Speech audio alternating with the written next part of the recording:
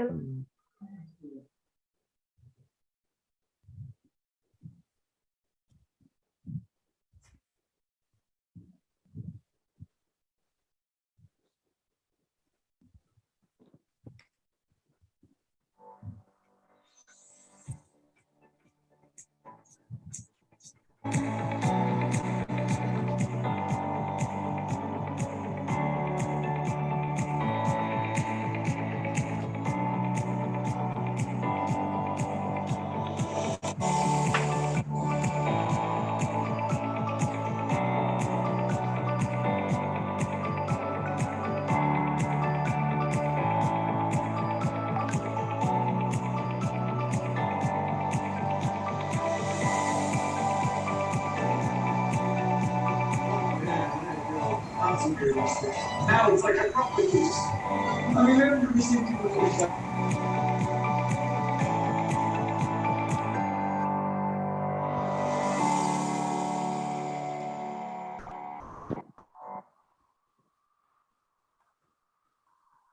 Ananya, all yours. Hi everyone, I'm Ananya Mukherjee, a leadership team member at Sci-ROI, and welcome to Sci-ROI's global webinar on crafting a career in Sci-comm in India. Sci-ROI in short is Science and Research Opportunities in India, a volunteer-driven non-profit organization. It was founded by Professor Asim Ansari and WinStep Forward in 2015 with the mission to create awareness and aid in smooth transition of Indian STEM diaspora back to India. As you saw in the welcome video, Sci-ROI provides a platform for promoting multi-level collaborative initiatives between individuals and agencies in India and abroad that leverage the strength of both the nations and facilitate the pursuance of a STEM career in India. Our annual events, recruitment drives, focused webinars, blogs, and newsletters highlight the diversity of prospects in India.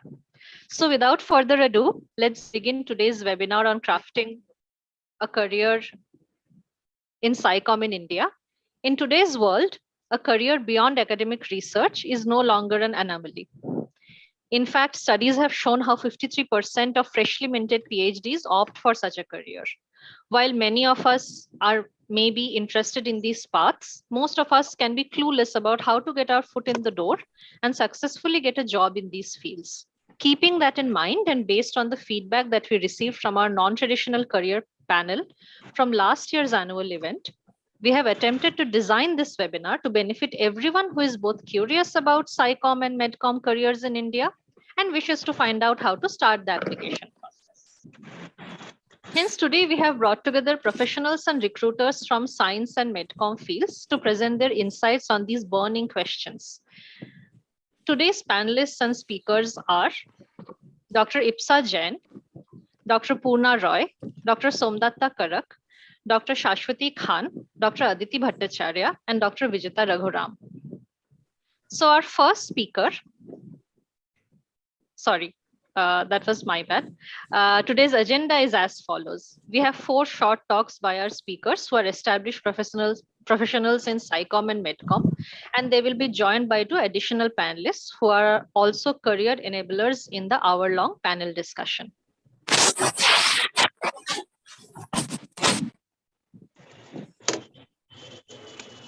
Our first speaker is Dr. Ipsa Jain. Dr. Jain is a science illustrator and educator who brought her background as a biologist to the world of visual communication and scientific storytelling. After earning her PhD at IISc Bangalore, she did a postdoc at INSTEM where she transitioned to science communication by creating a book on the science of color and color-changing animals. She currently does freelance science communication and illustration under her very own brand, Ipsa Wonders. She's also a faculty at Srishti Manipal Institute of Art, Design and Technology in Bangalore. Welcome, Dr. Jain. Okay. Thank you so much, Sai Roy and Ananya for this invitation. I'm happy to be talking to this audience. Okay, let me just start screen sharing. Just give me a second. Right. Is my screen visible? Yes. Yeah. All right, great, thank you. When I'm presenting my screen, I'm not able to look at comments with ease. So if there are any comments, please just let me know. Uh, though, I mean, it's already sort of covered in introduction bits about my journey. I'm just going to try and share a bit more about it. And during the panel, happy to take on more questions as and when they come. Right. So I pretty much started like perhaps a lot of you in the audience wanting to be a run-in-the-mill scientist. I knew that I was going to be a scientist when I was in grade 8. And once that realization happened, I really methodically worked towards it. I pursued a BSc and MSc in zoology from the University of Delhi, then gave that CSIR net exam that landed me into IISc for a PhD program. And it was towards this end of slightly difficult or maybe fairly difficult PhD that I realized that an active career in bench science is not something that I want to pursue. And that meant that I was going to go and put down my pipette and think about doing something else. And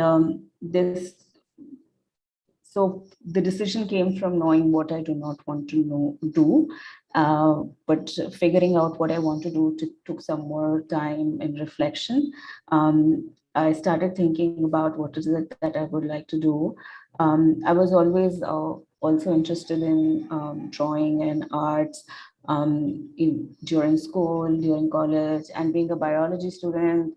Particularly, it kind of never really goes away from you because you're consistently drawing specimen drawings, and biology otherwise is also a fairly visual subject. You're drawing network charts and so on. And so it kind of was, sort of still with me. And during this PhD, we used, this institute that I was a part of, there used to be an annual event called Open Day, which I think happens in a lot of institutes across the world, where people who otherwise wouldn't enter the gates of the institute come in just to listen to what science is done and so on. And during those events annually, I would look forward to those interactions. So I realized a couple of things during this PhD, when I was reflecting, I realized that I like talking about science to people who are not necessarily within the science institute. Right?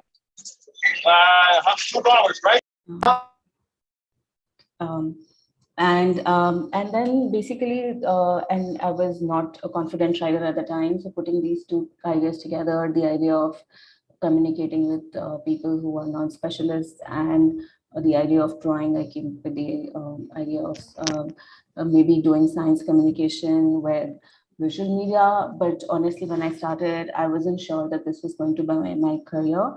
When I started, I was doing it for me. I was just practicing and sort of picking up drawing again, trying to become better at it. And I did get sort of good peer feedback, which was very encouraging, and then made me take more steps forward in that direction. But the one event that really sort of brought it is the highlight is that during this time I sort of volunteered to be part of this dance group which the idea was to present the story of science ecology of fig to an audience, which was part of a student-driven conference, scientific conference. And the response of people after looking at this dance piece, this performance piece was very emotional. A lot of people came back to us about how it made them feel. And that's when it really struck me that how art can make people emote well in response to the stories we tell them, and that's something that I really held on to, and that's in some of the work at least. That's the end goal I'm looking forward to, trying to either provoke an emotion or provoke some kind of inquiry. Right. And then during this time, I did a bunch of other things, which was I continued to do my own work, which means I was making things which were not meant for, like which were not earning me money, but were meant for my practice and uh, getting me noticed. And I would put this up on social media and some other platforms that I decided to become a part of. And apart from that, and that slowly transitioned into getting gigs. So the story really goes from how, because of my Facebook page, a lot of people got to know me, and one of them decided to give me a space to put up my work. In a student conference that they were doing, which is a different conference from this dance conference. And at that student event, I put up my work on the walls, and I also started selling postcards. And that was the first time when people bought these postcards, and I made some money. And I was like, oh, okay, people are willing to pay for the work I do. And that's when that really seeded the idea of it becoming a career choice. And there I also met a lot of other people who then eventually gave me gigs. My first gig was a bunch of illustrations for a scientist website at InSTEM Bangalore, which then led to another set of sort of fortuitous events. I don't know if that's the right word, which led me to Minal Sirajuddin's lab at InSTEM, where I pursued a very unusual postdoc.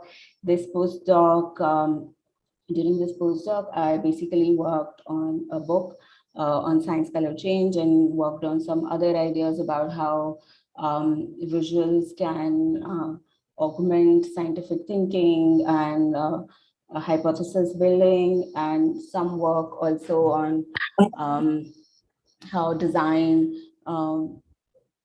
how graphic design and design property like scale can affect how we understand and interpret the universe around us. So that was the a really cool opportunity, which not only legitimized this choice in some manner, like working as a freelancer is really hard, and still is. And I have continuously taken up other gigs because I mean, other full-time jobs, because being a freelancer is really hard. But this opportunity made it easier for me to get some more gigs, just because people thought what I was doing or what I am doing is a legit thing to do.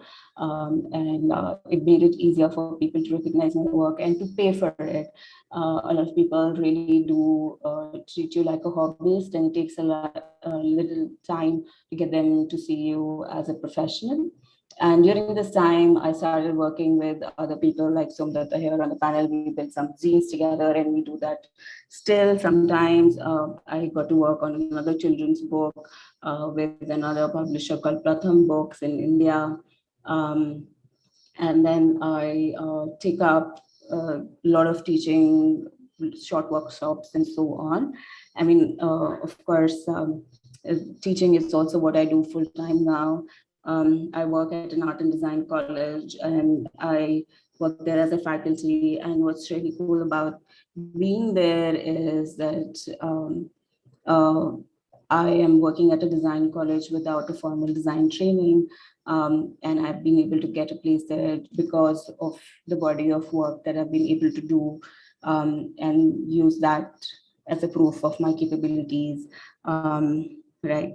And the other sort of highlights have been the idea of using zines. So though this started late in my career, sort of my short career as a science illustrator, but I think I was one of the first few people in India, or maybe the first person in India to start appropriating the medium of zines for science communication. I have by now, I think, built some 20, 25 zines. Which is zines is a short for magazine, which is a self-published booklet that carries, in my case, in my work, a story of science. And I would really encourage that you look those up. I mean, not just mine, there are a lot of science zines now, and they are really, really cool media for sharing stories of science. The organizers particularly requested that I talk about the kind of internships and volunteering opportunities that one could make use of. So I'm not necessarily going to give you gyan that I haven't followed myself. I will just pick instances from my own journey that may potentially be useful to you. So this is not so much about volunteering or internship opportunities, but this idea that you take charge yourself, which is, so I created my own social media page, which was different from my personal profile and was meant only to put up my work, talk about it, and talk about other things that I was doing. I mean, I still do that, but not as well as I should. I don't spend as much time on social media as I should be. But the idea of creating a brand name for yourself so that people get to know that you do this and that you're interested in doing this kind of work and that you're capable in doing this kind of work. So that's something that one could perhaps think about doing. Then I think some of you in this audience are also aware of this platform called STEM Peers or Career Support Group. I used to volunteer for them for a very long time. I worked there as a website manager for the blog. I worked as an editor, as a writer, and I really used that opportunity not only to build a network, amongst the audience that was looking at that platform, but also I used that opportunity to speak to a lot of other artists across the globe who were doing the kind of work that I wanted to do or I was trying to do. I would interview them, talk to them, and then write their interview stories within the blog as part of it.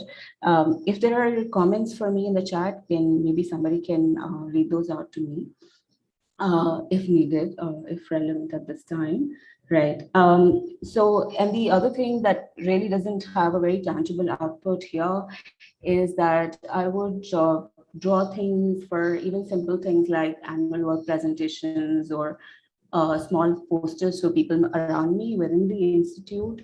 And when I could, I would, when I was capable of doing that, I would even give trainings within the institute, particularly when I was doing my postdoc, so that I could enable people to make their own graphical abstracts and so on. So you can start with surroundings and find opportunities there locally, and anybody and everybody, I think, starts that way. Once you build a small circle of people who know your work, they will talk about your work even when you are not there.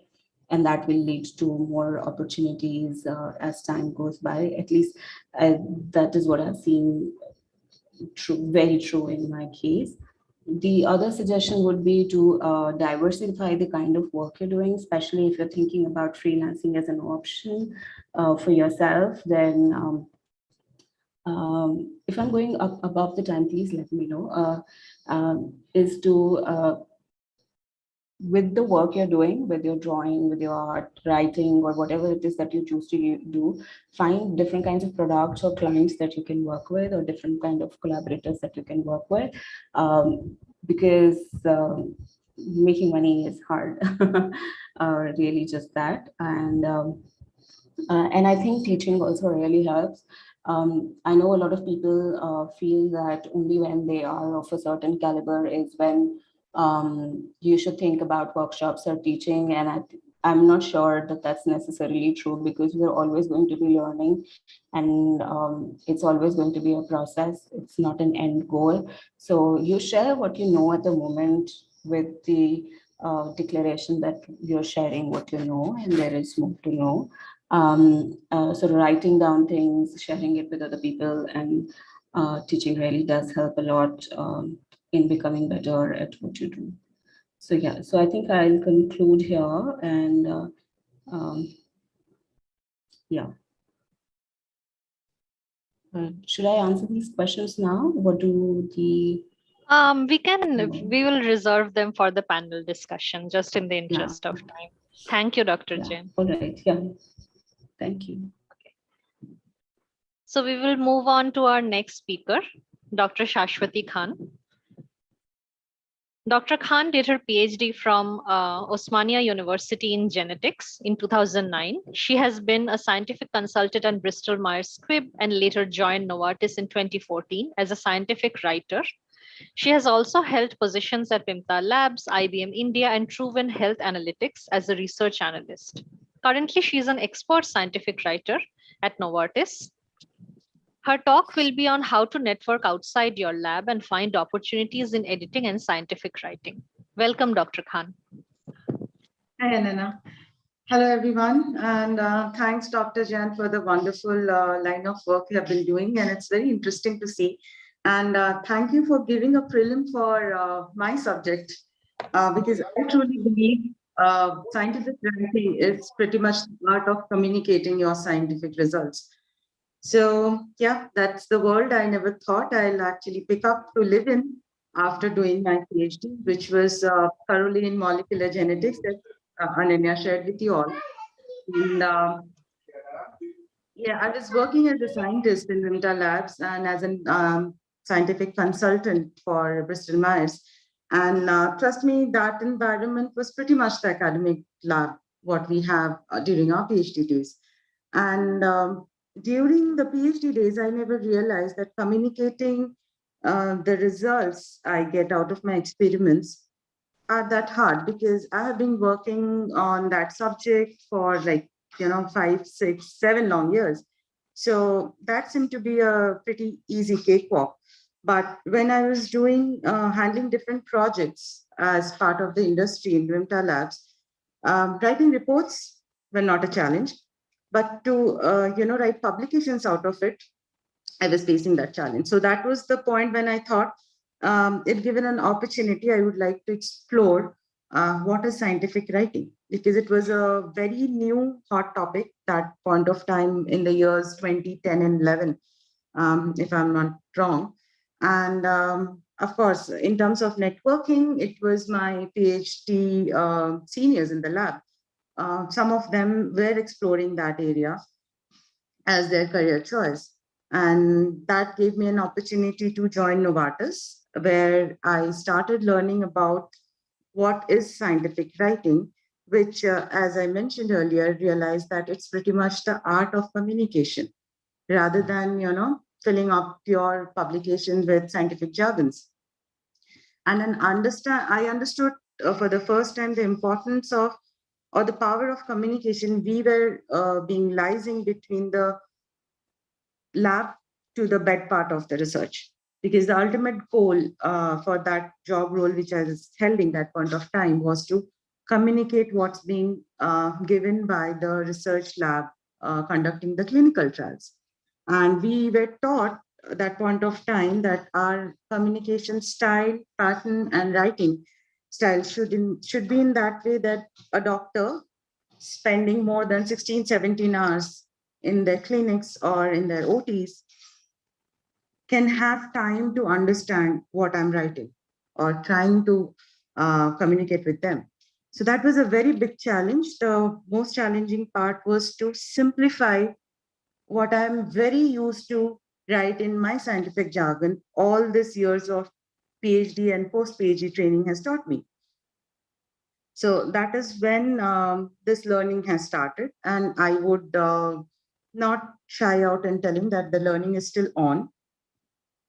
And of course, like any PhD holders, I never thought that I'll stuck to this, desk job. We used to call that very mockingly in the beginning of our careers, that it's pretty much a desk job. We're not enjoying. We're just here for a couple of years to learn about writing, and then we'll go back given the first opportunity to the labs.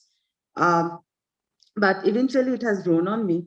And I realized that it is pretty much a dry lab work what we do, because the scientists in the lab give us the results in their very crude format. And sometimes they help us understand it because they have conducted the trials and the experiments. But inference or concluding them or interpreting them was something that we were doing. And when it comes to to create some projects which don't have a backup clinical trial to it, for example, systematic literature reviews and meta-analysis, we are doing the same level of research we used to do in the lab. It's just that we are not using our laptops and computers to do it instead of the cell cultures and the mice. So that is a big change. I again won't shy out in confessing that, but yes, it was very interesting, and we understood the importance of being as a liaison between the researchers and the people who are going to use it ultimately, the doctors and the patients. So if I have to sum up very briefly, yes, that is what scientific writing is. And coming to the fact about the networking part, because most of us in currently who have joined the webinar, I presume that they are from the academia. And yeah, coming to the industry, you may face some challenges, particularly in organizations like I'm attached to. The structures are very flat. By flat structure, I mean they lack hierarchy. So if your skills can talk about it, your position doesn't matter what you're working on. So that is something all of us may not be very used to in academics. I may be wrong, but that has been my experience, especially in the era of 2008 to 2012 in Indian labs. Maybe times have changed. I'm not really aware of it. So yes, that is one big change you can find in the industry. And in terms of networking, if I have to say, see, all the organization may have their career tabs in the websites, but majority of the times it doesn't help. So I would suggest that LinkedIn is have been a very useful platform, because there you can follow up organization and people from organizations holding different positions that you are interested in, get in touch with them, communicate with them, try to understand what their job profiles are and how can you fit in there. So these are certain things can help you out to find the appropriate role if you're planning to move from academics to industry, one thing. Second thing, I feel it's very important to note is that since most of the multinational organizations in the industry follow a very flat structure, and as I mentioned, that your skills rather would decide your the kind of projects you'll be handling. At the same point of time, you may have greater number of years of experience in academic, but then there are certain nitty-gritty of your role in the industry which demands certain things like strategic thinking, people management, project management, which many of us may not have learned during our PhD or postdoc days to a greater extent. So these are certain things may lead to a role which you may be offered by any of these organizations from industry, which you may feel that it's not something at the power level which you were holding in your labs. My suggestion would be, don't get disheartened, because the best learning would be the on-the-job learning. So once you're there in the organization, you learn these things, because most of the time academia may not get you exposed to these kind of qualities required to hold a higher position, or I would rather say hold a more critical position, decision-making position at the very beginning of your career when you are entering the industry, even after spending quite a number of years in labs. So that is something, my suggestion would be keep an open mind, and LinkedIn, I personally prefer, is the best platform to network with people from different organizations, because even in scientific communication and writing, there are different kinds of writing. And something which Dr. Jan is doing also is considered part of scientific writing. Some people who work for the regulatory submissions, they are also known as scientific writers. Excuse me. People who does health economic studies, they are also known as scientific writers, a different kind of scientific writers. Now, I think currently a flashy name is there in the market as real world evidence generators. They are also there.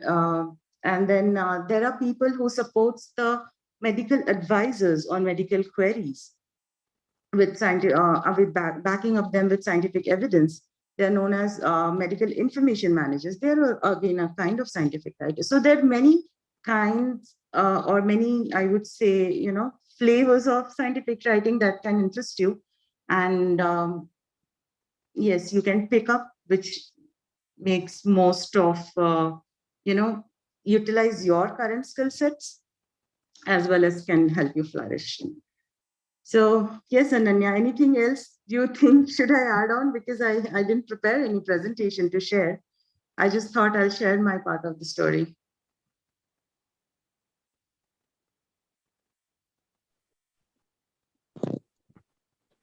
No, thank you, Dr. Khan. I think we can move on to our next talk. Thank you. That was a wonderful talk. Thanks, Ananya. Thank you for having me here.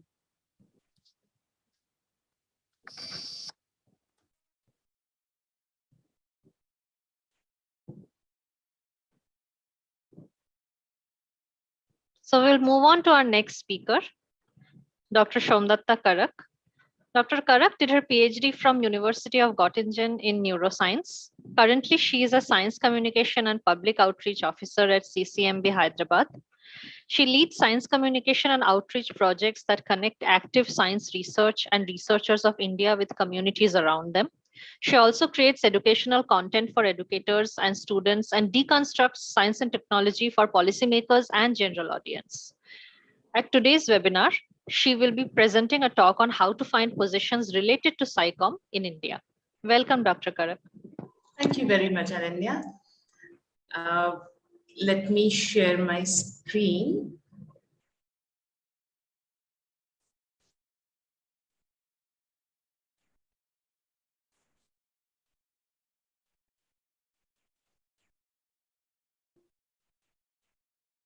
Do you see it full screen? Yes. Thank you so much. So in my talk today, I'll take you through my career trajectory from doing sciences to being in science communication. And as well as I'll run you through some of the programs that I run at CCMB to give you a flavor of what all can happen when you are in such a position. And then I'll come to the point of where are the avenues where you might look for being in a position like this. So much like anybody else here, I did my PhD, and actually my academic career started from my master's because it was a master's by research in TIFR Bombay. And then I went on to do my PhD in neuroscience. And I actually knew before joining my PhD that I would not become an academic researcher. So throughout my PhD, actually a large part of my focus was also on finding out what else I should be doing in life. I just knew that I enjoy studying biology. That was all that I knew at that point. So our graduate school actually had a lot of career guidance opportunities, and that I am very, very indebted to. So they used to take us for these company trips, and a lot of them were pharma companies like Bayer. But one of the companies that they took us to was an education company, and this was about a decade back. And I had, until that point, I had not come across any education-based company. And this company used to make kits for learning, for science learning. And that kind of got me very excited, like, okay, something like this also exists. And I just kept in my mind. And at around the same time, I also found the opportunities of Teach for India that I saw the advertisement in one of my visits back home here, and that also interested me. And all of these opportunities were also exciting for me because I saw how the ecosystem in Germany was very fertile in terms of getting researchers on a platform that ensures healthy communication with non-experts, with publics, with critiques. For example, in Göttingen, they have the German Primate Center, and they have all kinds of monkeys and primates there for ecology and neuroscience research. And a lot of people are against using primate models for neuroscience. And I saw people having very open discussions around it. And that is something I found fairly missing in India, at least at TIFR when I was a student. I haven't seen anything like that. And then, for example, the German universities, as a ritual, conduct something called as the Long Night of Science, where all research institutes and universities stay open for everyone to come and see what kind of work happens. And one could actually go and see the rover that went to the Mars. And I thought that was extremely cool.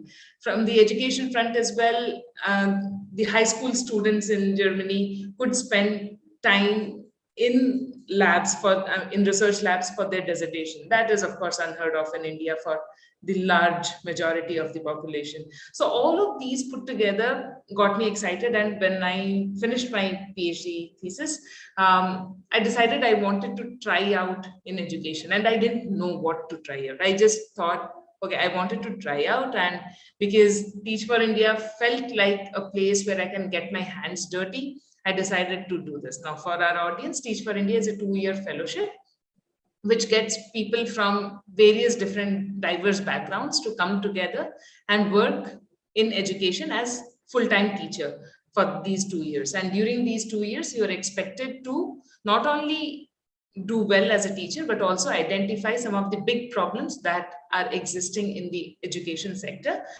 and figure out your path of how you want to work towards them. So 2-year fellowship is practically your time to identify a problem that relates to you and that relates to your skills as well.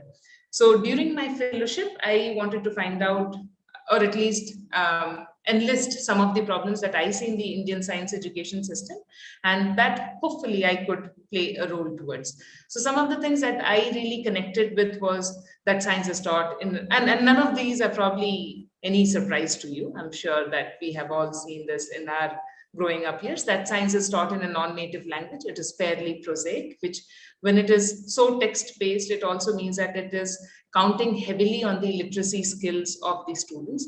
And in a country like India, where the literacy levels are extremely low, for example, a grade 8 student's literacy level on an average is like a grade 2 students. So this is a huge problem in just comprehending what our textbooks say.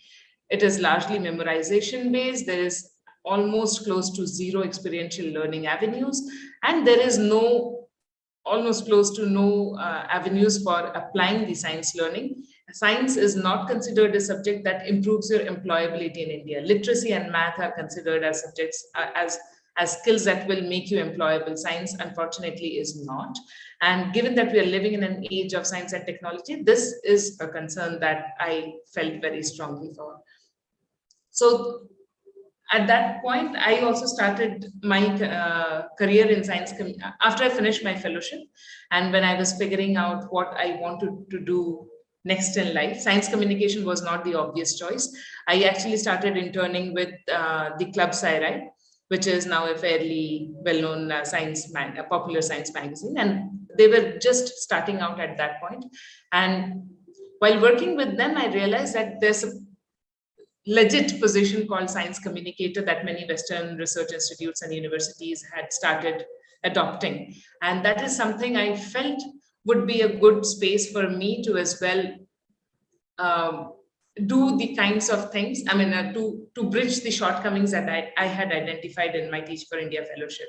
So if I had to work using the tool of science communication to bridge education and sciences, then I also needed to frame my activities that would align with the education spaces, schools to be more specific, because I am interested more towards working with young people in the people in 13 to 18-year-old age frame.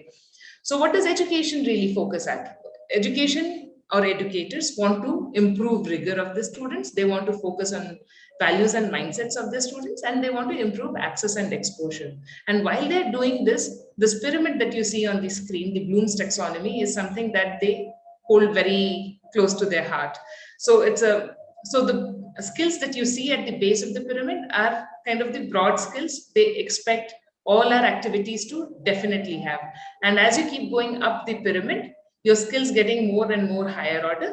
So you start from remembering and understanding something, to analyzing it, to creating something from what you have imbibed from through the learning. So if one wants to work with educators or with school spaces, you have to try to frame you have to design your programs more or less based on a similar structure.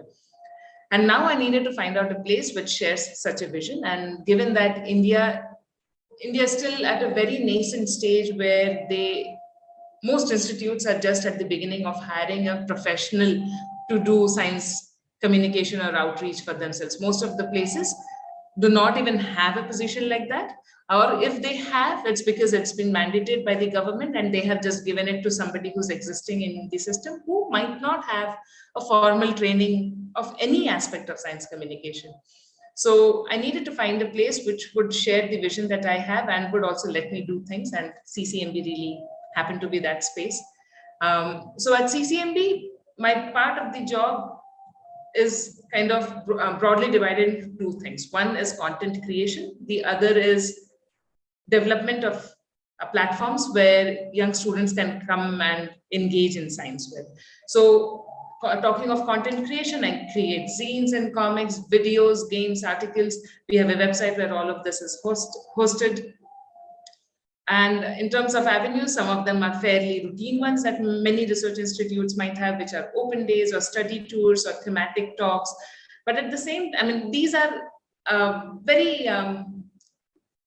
these are spaces like fairs. At best, they get people inspired to come and see, okay, this elite space and we have gotten an entry into it. Unfortunately, it does not do very much beyond that. So it's important to also have avenues where people who are more interested into science can also do something more intensive. And CCMB has programs like those, which are called Young Innovators program or Melo CCMB. Melo CCMB is a space like Young Innovators program where students come and spend time with us.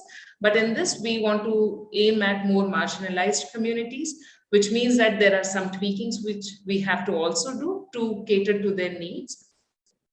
We also have Shadow Scientists, where it's not a competitive program at all. People can come across the year. We also have CCMB is also a scientific partner on an initiative called Superheroes and Superbugs, where we conduct workshops with young people, and in a way that we make them partners in the initiative to take the message of antibiotic resistance, of how to use antibiotics correctly, to their peers. So this is kind of the epitome of the pyramid that I had shown, that you are not only teaching them, you're also empowering them to take the message ahead.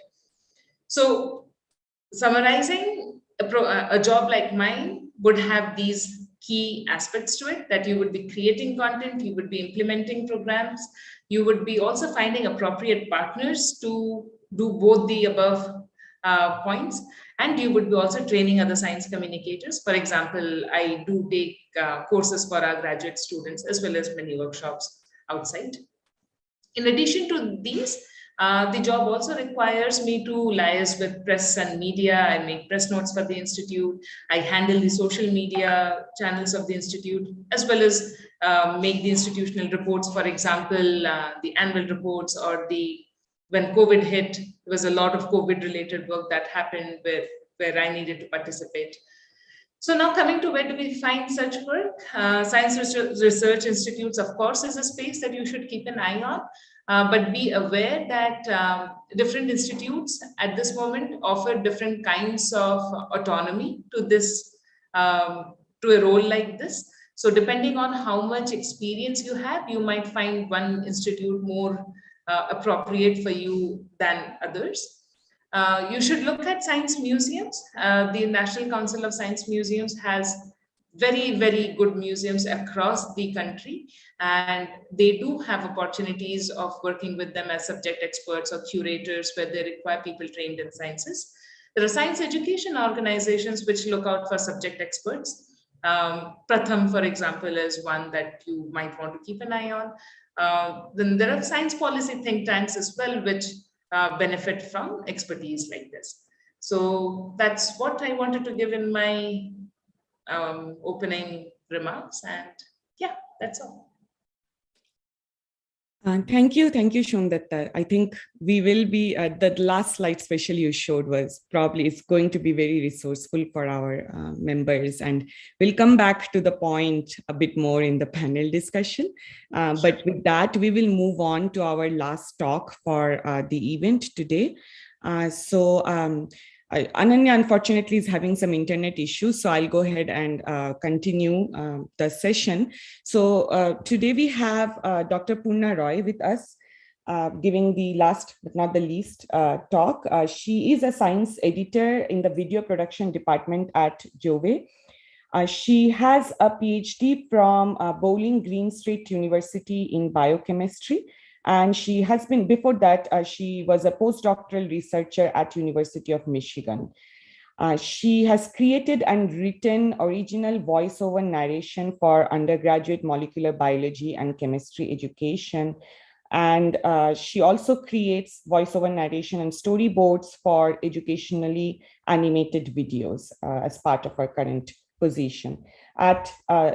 Today, she will be presenting a talk about her career journey, as well as how does this preparation or interview process for a career in science communication different from a usual, more traditional career as a faculty or an early career researcher. So with this, I would like to welcome Dr. Roy. The stage is all yours. Thank you, Manali.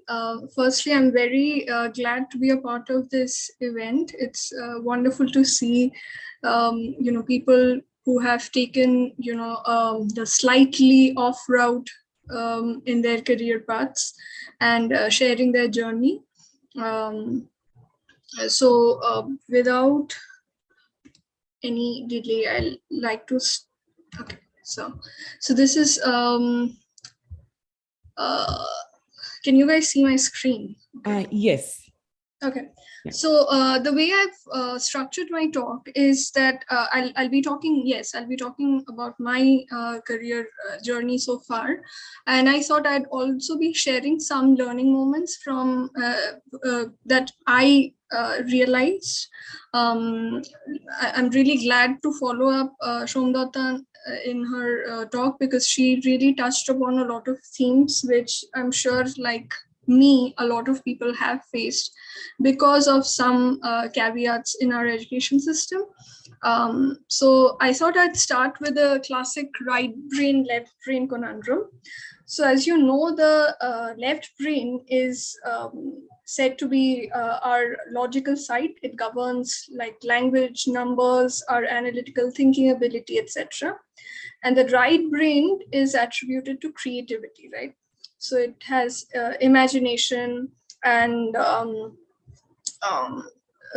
our emotional intelligence, etc. I feel like science communication kind of lies in between, because obviously you have to have a love for science in order to be a science communicator, but there's also a creative side that you get to explore. So from the very beginning, my cross-wired brain had me at this juncture. Back in school, chemistry and biology were my favorite subjects, but I was also, really interested in literature. I wrote my first novel at the age of 12. I was actively participating in science exhibitions, but I was also writing and acting in plays. Theater was a big part of my childhood. So my education started as an undergraduate student at Presidency College, Kolkata, which is now an autonomous university. I got my undergraduate degree in chemistry, and then I received my master's from IIT Kharagpur. Now, at both these places, I, continued my exploring some of my creative side. So I was the editorial of our department, editor of the departmental magazine. And I organized inter-college quiz contests. I participated in cultural programs and organized departmental science outreach programs. Now, both of these institutes, they are widely known for their science teaching, and I did get a wonderful training on science concepts, but I didn't really receive any formal training in science communication. And I feel like this is a major deficit in a lot of us who have chosen science as their stream of interest. Till date, there are very, very few institutes that actually offer formal trainings in science communication. Things are changing now, which is great to see, but it's still at a very nascent stage. Then I moved to the US for further education. I got an MS in biochemistry from Georgia Tech, and I received my PhD from Bowling Green State University. Now, here is where I first started getting somewhat of a formal training in science communication. So during my MS, I started writing and editing manuscripts because I did develop a keen interest in academic writing. I not only, self-edited my work, but I also started actively helping out like lab mates, other peers, friends with their academic writing. Also, because as a part of my degree, we had to submit MS thesis at Georgia Tech. So there was a mandatory MS thesis writing workshop for around 4 weeks that we had to attend before we started writing our thesis. So this is where I got a more formal education on how to organize or structure science write works, and how a manuscript is different from a thesis, which is again different from, say, a grant application. And so during my PhD, I continued academic writing. My PhD advisor was actually a very, very good mentor in that regard. And he really emphasized on the importance of science communication. And I believe, I mean, till then, I didn't really have a clue about what my final career was going to be, but I did realize that I probably wasn't very interested in the traditional academic route. And my PhD advisor really inspired me to follow my interest in science communication. So this was also a time when I started actively seeking out opportunities that gave me the chance to network with like-minded people. And one such opportunity was the NASA Astrobiology Outreach Program. So for those of you who don't know, every year NASA organizes these astrobiology summer schools. So this is an event where NASA collaborates with a space agency of some other country. The year that I attended, it was a collaboration between NASA and the Space Research Institute of Spain. So as a part of the program, there are 20 participants from North, South, and Central America who are selected. And then they get to attend lectures from international experts of different fields. So it's not just one topic, but I mean, although the program is on astrobiology, but you have physicists, you have chemists, geologists, all different streams of science who are all interested in astrobiology, basically. And there are roundtable discussions, field trips to places of interest, and there are student projects where we form multidisciplinary teams, and then they get to tackle a real life problem. So for example, the team I was a part of, we were investigating extreme conditions on Earth that could give us some insights into how extraterrestrial life might evolve. So, temperatures like the below freezing temperatures of Antarctica and the microbiome there, and how that could give us a clue of what biosignatures to look for on other planets, for example. So this was a great learning opportunity where I understood that this is something that I could actually take forward as a career, like science communication as a career. So some of the key learning moments that I would like to share is you have to actively seek out science outreach activities if you're interested. So the NASA activity that I just discussed, that was not really a part of my program or my PhD course or anything. I kind of dedicated an hour every week just to seek opportunities like this, to see if there are anything that really sparks a scientific interest in me. So I would really advise, if you're interested in science communication, whether you choose it as a career later on or not, this is something that you should invest some time in. Build a network. Sci-ROI obviously is a wonderful organization meant for this, but you could also form smaller networks of like-minded people where you inform each other of events like these, opportunities like this. So then I moved on to University of Michigan for a postdoctoral fellowship. And at the same time, I learned that there was a science communication fellowship offered by the Museum of Natural History at University of Michigan. So as a part of the postdoctoral fellowship, I helped my PI with grant application. So this was again slightly different from the regular manuscript writing or thesis writing that I was more familiar with. Grant application, of course, has its own set of criteria. Then as a part of our postdoctoral training, the PI really encouraged each postdoc to to develop their leadership skills. They would take one undergraduate student under their wing and design a project for them, which included, editing and supervising their undergraduate research thesis. So this was a separate summer undergraduate research program that my lab participated in. So I had 2 undergraduates who were training with me, and I was solely responsible for supervising their undergraduate thesis. And this again was a great opportunity for me to really learn the tropes of academic writing and editing. And as a part of the Science Communication Fellowship, we mainly explained the research that we do in the lab with simple demonstrations for middle school and high school students. And this was also a very good opportunity for me to really simplify my thinking process, because as we go on in our academic careers, we become more and more specialized. Our field of interest, our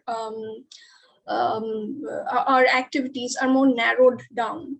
So this really gave me a chance to kind of step out of that narrow vision and sort of try to see the big picture and try to explain it to others, to the general public in more simplified terms.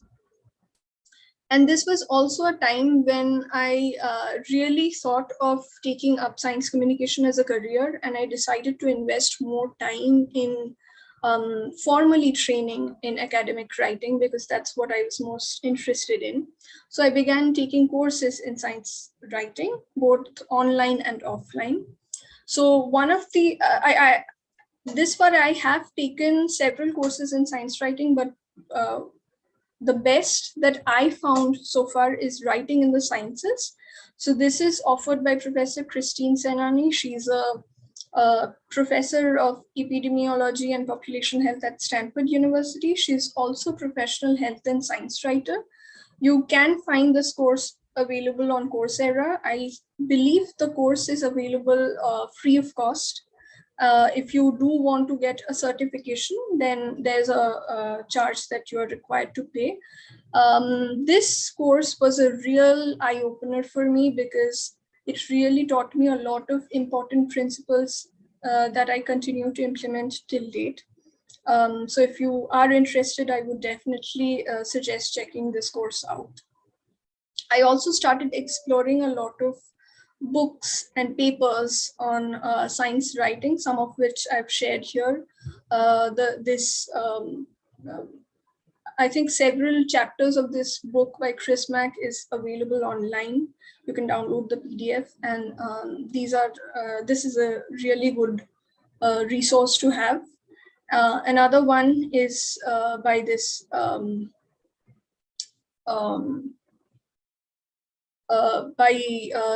Chittaranjan Andrade. This is also a great resource to have. Because by this time I did decide that science communication is going to be the career path that I'll select moving forward. I started dabbling into freelance academic editing. So this was just to sort of get my feet in the water, just to test, what it is like being a professional science editor. So for this, I started freelancing with companies that offered, where you can take up individual projects and complete them. Now, although this was a good learning opportunity, and this is something that you might consider if you are considering a career in academic editing, I would also like to share that this is quite time intensive. So for me, I felt, in retrospect, I feel like it was perhaps not the best time for me to really take this up, because the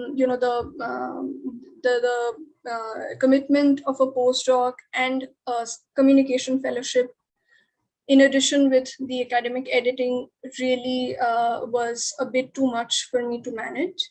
And the second thing that I would like to point out here is, if you are thinking of doing freelance editing as a professional, as a career choice, then I would really like you to consider the type of organizations you're associating with, primarily because there are some organizations where the pay scale is not really correlated with the time and effort that is required for you to put in. So learning moments here would be, if you're serious about a career in science communication, please spend some time to actually acquiring new skills. Like there are plenty of online courses available. There are books available, resources available, which you can really utilize. And some of the cautionary tales that I shared about freelancing. So science communication as a career has quite a few avenues, and many of this has already been discussed in the panel today, like medical writing, technical writing, science journalism, science blogs. So I'm only going to focus on academic writing because that's what I am in right now. So even in academic writing, there are various options available. One is science education. So companies like Jove, Khan Academy, Byju's, they create educational content for undergraduates, for high school students. So there is a big pool of employment opportunities in the science education sector. There are also companies that offer editing and writing services for academic manuscripts, thesis, grants, etc. And these are some of the companies that I've listed here. There are science journals that look for academic editors, writers, etc. And these are also great places to find career opportunities. And there are agencies like India Alliance, which is a part of the Wellcome Trust, which seek grant advisors, grant reviewers who really build grant portfolios, review grant applications from other academicians from different Indian research institutes. So, Dr. Roy, sorry to interrupt you. We have 1 more minute for sorry. the talk. Yeah, I'm almost about to wind up. Yeah, about to wind up. Okay, thank you. Yeah. So when I started my job search, I had some constraints. So by this time, I had returned to India and I had relocated to Kanpur, which had very limited job opportunities because most of these science communication opportunities are centralized in metropolitan cities. So I started exploring remote work. And while I was hunting for jobs, I made short CVs. So as in academia, we do have this elaborate CVs where we describe our research skills, the papers that we have published, etc. But for writing positions, I feel like it's best to tailor them down to 2 pages with very brief descriptions of research and publication. I also wrote specific cover letters specific to the position that I'm applying to and highlighted relevant experience. So for the interview process, some of the tips that I would share is be a keen listener, clearly understand the question and answer them to the point. Also, try to explain how you would fit into the role. And in that sense, it's not really necessary for you to have prior experience in that exact same position. You can highlight your academic skills that you can easily transfer in a professional setting of the organization that you're interested in. And be active, ask questions, understand the principal responsibilities of the job, clarify any doubt that you might have. One very important point that I would like to touch upon is the salary. So when you're applying for a position, really research the salary. So there are salary estimates provided by Glassdoor or LinkedIn. If you're unable to find that information, reach out to the current and ex-employees to get an estimate. Set realistic expectations for the salary, but at the same time, do not undervalue yourself because you've spent a lot of time and effort getting a PhD, getting a postdoc, being at the place that you are. So there's really no point undermining that. So finally, I got hired at Jove. I started as a science writer where I created original voiceover narrations, scripts, and illustrations for animated videos. And now I have, as an editor, I have my own team of writers. So I get to review narrations and storyboards. And with that, I'll be happy to take any questions. Thanks. Thank you, Dr. Roy. We will reserve the questions for the panel discussion, which is our next segment. Before that, I would like to introduce our 2 panelists along with our speakers who have just spoken to us. So we have Dr. Aditi Bhattacharya from Cactus. She obtained her PhD from NCBS Bangalore in regulation of human serotonin. She spent 5 years as a research scientist at New York University. She has also been an independent investigator at INSTEM Bangalore, and then she joined Cactus as lead of publications, where she ensured delivery and quality of scientific publication deliverables for major global pharmaceutical clients. She also worked on developing new types of digital enhancements, accompanying traditional publications, coordinating among experts to develop prototypes, beta testing, and standardization. She will be joining us as a panelist, along with Dr. Vijita Raghuram. She is the program manager of education for India Bioscience. She completed her PhD from CCMB JNU on function of calcium binding proteins. She has been a postdoctoral fellow at Wallam Institute USA and INSTEM India. At India Bioscience, she works on expanding the network of biology educators in India, especially at the undergraduate level, and showcases their experience and opinions and the latest innovations in pedagogy. She is an associate editor of a biannual science magazine for school teachers called I Wonder, published by Azim Premji University. Welcome, Dr. Bhattacharya and Dr. Raghuram. Hello. This discussion will now be moderated by my fellow team member, Rohit Vaidya. Rohit, over to you.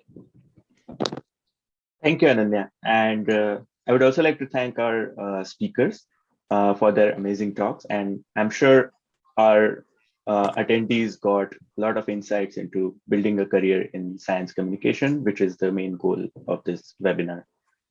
So before we move on to the panel discussion, just a couple of quick announcements. So one is that please feel free to put in any questions that you have in the chat box, and we'll try to take them as much as possible. And second is Manali will soon have a question for all the attendees that if you could quickly answer that, it'll be a poll question that will really help with the discussion. So with that, we can begin the panel discussion. And today's panel discussion will be broadly divided into 3 different parts. So first, we'll talk about transitioning into the field of science communication and medical communication from academia. Then we'll touch upon, once you're in the field, how is the life as a professional? And finally, we'll briefly talk about the outlook, the future prospects, and the growth of this field in India. So with that, my first question is for Dr. Bhattacharya and Dr. Raghuram. So I wanted to know what kind of job opportunities you offer for STEM professionals who wanted to transition to Sci-Com. If you could quickly mention that. So first, we can start with Dr. Bhattacharya. Sure. Hi, Rohit, and thank you very much to all the organizers here. I hope I'm audible. Yes. I would like to take 2 minutes of your indulgence to be able to provide proper context to the industry of medical communications. I had the opportunity to hear a couple of the presenters before, and it was a very, very insightful journey. So I'd like to share the fact that the medical communications industry is an actual industry with a market capitalization of about $1.5 billion, with about an average year-on-year growth rate of about 18 to 20% in various parts of the world. So what this means is that in 5 years' time, one actually looks at this becoming a $5 billion industry. The importance of this actually has become even more important because of the pandemic. And everyone now keenly feels that it's not just basic research that requires to be provided in easy to understand, accessible, digitally enhanced manner, but also clinical data, clinical manuscripts, which is now mandated to be an outcome of the clinical studies that all pharma companies do and mid-sized biotechs also do. So depending upon various stages at which the pharma company or the drugs are within their development, it is mandated by regulators that the information of whatever has happened with the human participants in the clinical trials, in the studies, even after the drug is approved, is something that requires to be disseminated. So this, as you know, you can understand, in order to support, let's say, a $5 billion industry worldwide, you need a lot of science professionals. And for that, mostly what happens is that we need professionals of a variety of forms. It's not just writing publications in terms of manuscripts, and manuscripts do go. We do very frequently write for Lancet and NEJM. We also write for Nature. We also write for Nature Communications and Science Advances as well, because they are also starting to do clinical related manuscripts. But apart from manuscripts as well, there is an entirely different set of job opportunities, which is there to develop content, which is easy for both the patients who are now all on the web and want to know more about their disease state or whether a drug works or not in an easily digestible manner, but also for the extremely, extremely busy physicians who are also trying to get in a lot of information together in their minds and putting it all together. So sometimes it's about medical sales liaison people who have to have digital documents, which they can show within a span of 15 minutes to an extremely busy physician, who will then decide whether or not a drug actually gets given to a patient. So the impact that one has from the medical communications industry is not just in education of the patient and the HCP, the physician, but also in terms of helping the public feel better about the trials which have been done. We all know that all the COVID vaccine trials were actually published in very, very high profile papers. And they actually measured a lot of the public hesitancy about taking the vaccine or not. It actually addressed that. So having said that, and thank you very much for that time to actually provide context, we actually are looking for people who can understand the data and who can understand the science. And we actually want people who will be able to fashion documents which are just not about making a manuscript, but also about making an infographic, to be able to make a patient-directed video. And all of this still requires science, still requires you to be able to understand the data. So the kind of opportunities that we have in terms of just being individual contributor are all of these. But then when I transitioned, I basically did not want to be an individual contributor. I actually wanted to be somebody who would engage with the client, who would engage with the project management, who would help in designing a lot of all of this. So if you have a lot of, if the audience, anybody here thinks that I've been in my postdoc for a long while, but I have done a lot of work in terms of grant compliance, maintenance, managing other postdocs, so trainees and all that. Those management skills are also equally important, because we need people who will be able to understand what is the difference between reviewers' response to a journal from a journal, as well as understand how to manage teams and to be able to work with the business development team and talk to the client who is also a PhD, who is also an MD, and who also understands the disease state. So there's all manners of opportunities depending upon what the skill set is. And the kind of things that we are looking in the CV are not just in terms of looking at whether you've done a writing course or not. We definitely want to see if you have handled manuscripts, if you have handled messy rebuttals of manuscripts where data has changed, you've gone through multiple revisions, if you have actually ended up doing animations for any of these things, because a lot of digital extenders now go through. But also we'd like to know in case you have helped in writing grants, because a sales proposal is somewhat akin to a grant. And we also want to know in case if you have managed compliance and if you have managed any of those other things. Those are also skill sets that are equally important. And a lot of senior people, a lot of people along the way of their PhDs and postdocs do get trained for these things. So, I mean, with those are the kind of transferable skills that we would like to see. And there is room for everyone. There is room for everyone to grow. And we are growing at an incredible rate. So we always would like good people. Okay, thank you, Dr. Bhattacharya. You answered part of my next question as well. So, but I'll come back to it. Thank you so much, Dr. Agra. All right, so the question was, what are the job opportunities we offer at India Bioscience? Right. So to give a context, let me briefly say what India Bioscience does.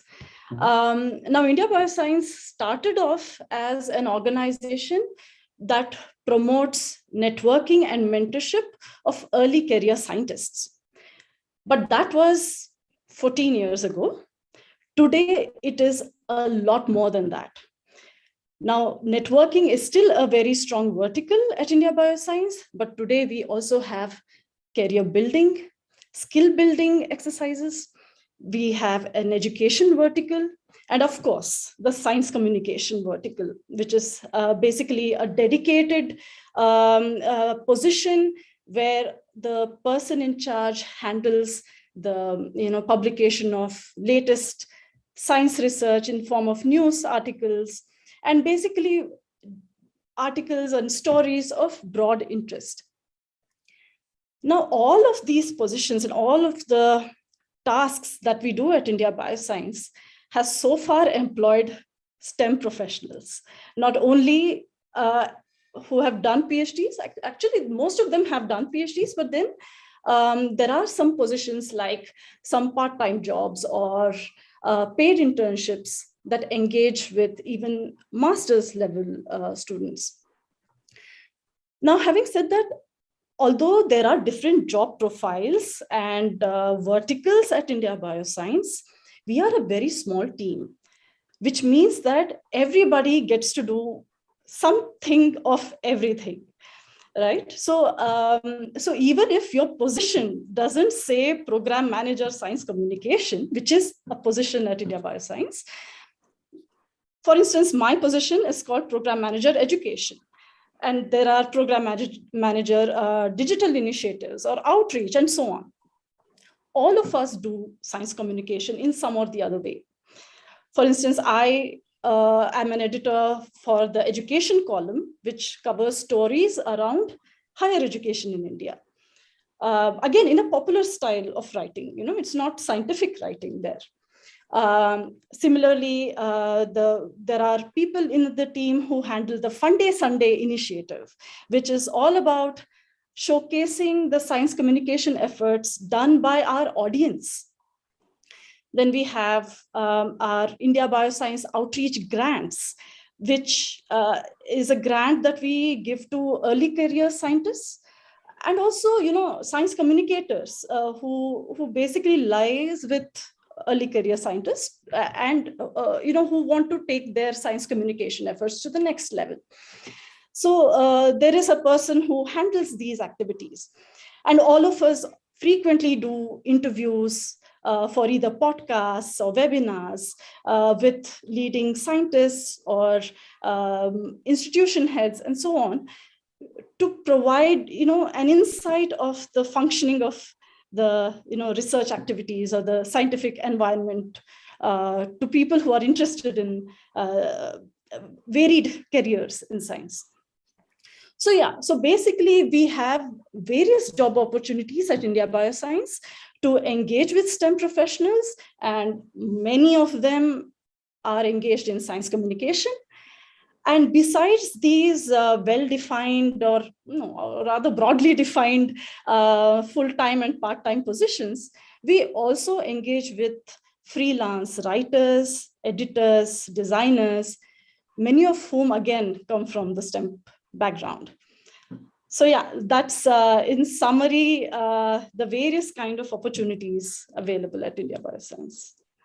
Okay, thank you, Dr. Raghuraman, for that answer. And before we move on to the next question, Manali, could you please share the results of the poll that we just had? Okay, so we had asked our attendees, in their opinion, which of the options can improve their chances of getting a job in science communication, and the 81% of the people think that good written and oral communication skills is the most important.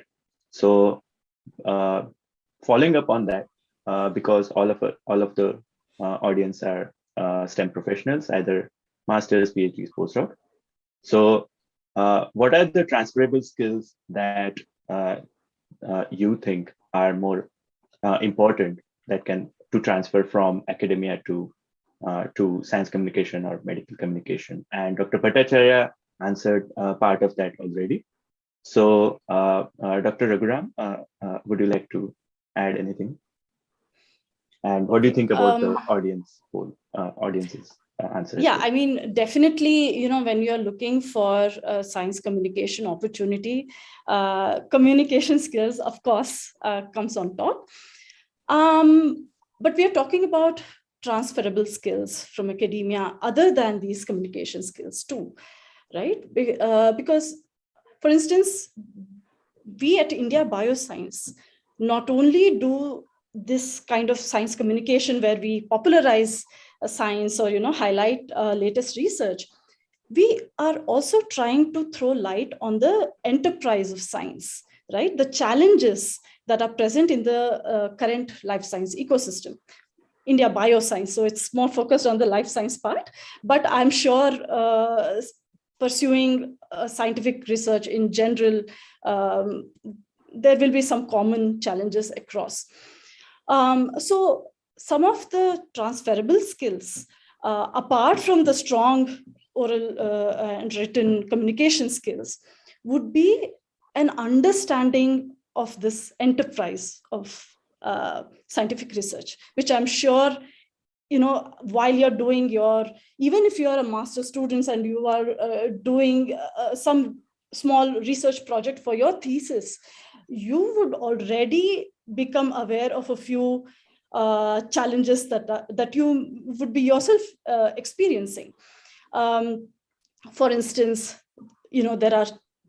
how is the hiring process, for instance, right? How is the funding process present in the current scientific ecosystem? How research happens on the bench on day-to-day basis? How slow it is, right? How much you have to repeat your experiments and things like that.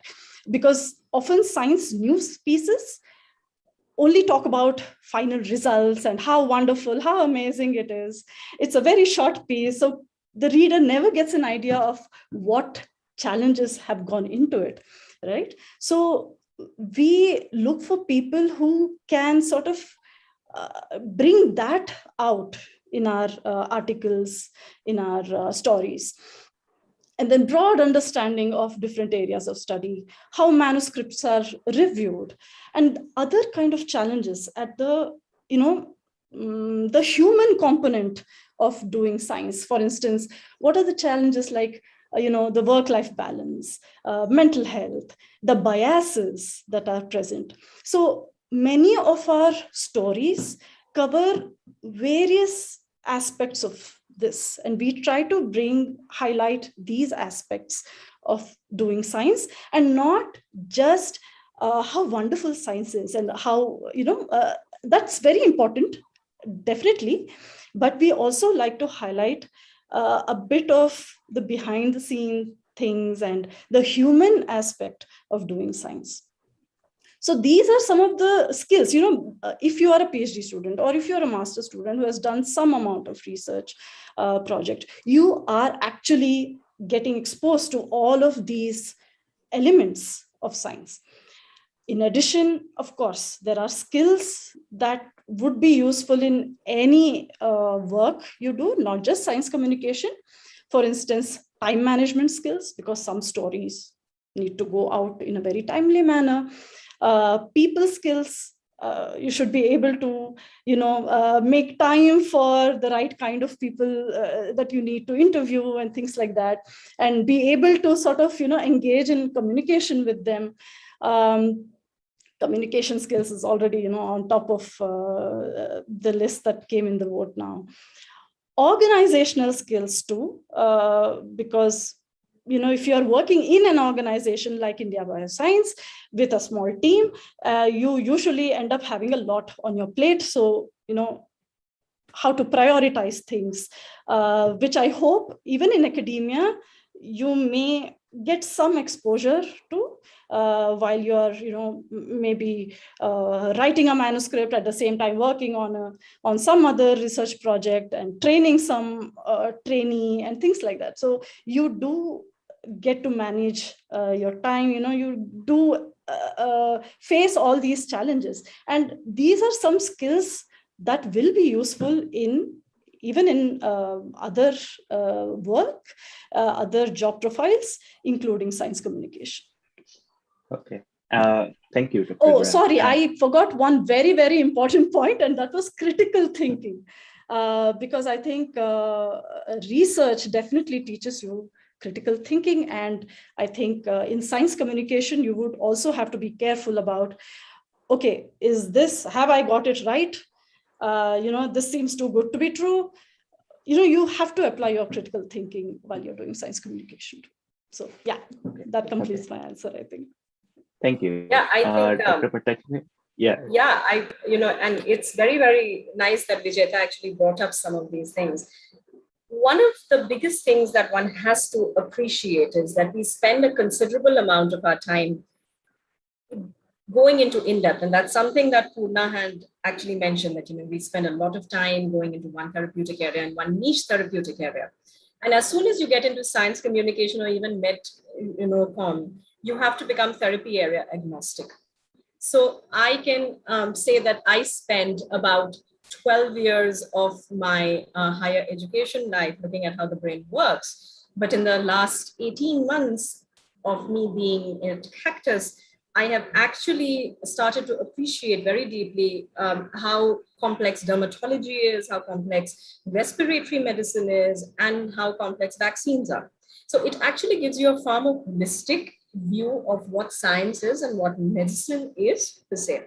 So that's why the agility to be able to move across therapeutic areas is very important. And that's something that a science communicator will also see, be it editing for a video, or be it writing a piece for an outreach.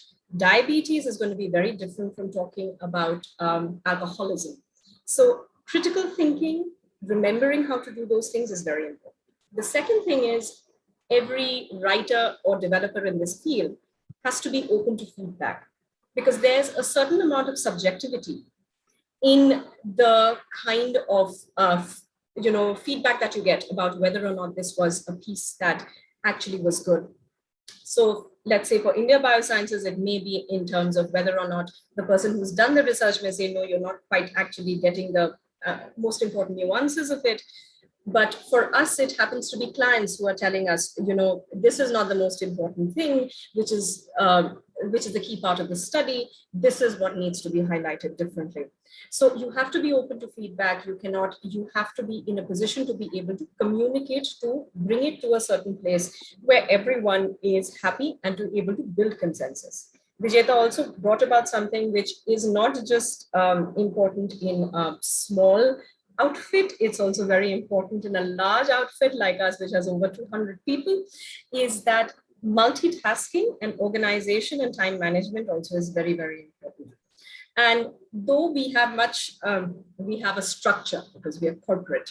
So we have a structure of which saying this much amount of time for this much amount of time for meetings, this much amount of time. We also train our people.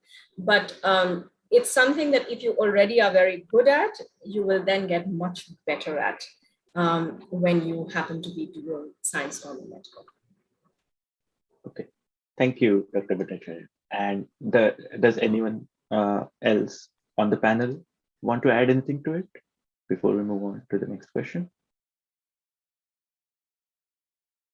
Not really. Okay. I'm good. The audience would cover it. Yeah. Thank you. Okay. Yeah. Fine. So I think this whole talk about transferable skills and job opportunities answers one of the questions that is asked by a couple of people about having a PhD and then getting into this field of science communication as well as medical communication. So I think some of the skills are very important in these career avenues as well. So with that, I have another question for the whole panel, and it is about something that Dr. Roy had briefly mentioned in her talk, and that is about what kind of compensation and benefits that are available, a rough estimate, not exact figures, what kind of compensation and benefits are available for a fresh recruit getting into this field. And I think this is something that one of the audience member had also asked just now. So anyone on the panel is free to take it up. So it actually depends on the organization that you're applying to. So obviously, if it's a government facility, the net salary that you get might not be at par with what some of the private organizations offer, but at the same time you might get a lot of other perks like accommodation or some sort of other travel allowance or house rent allowance, etc. As far as private organizations are concerned, I believe starting salaries for a writer could be around 60, 70K per month.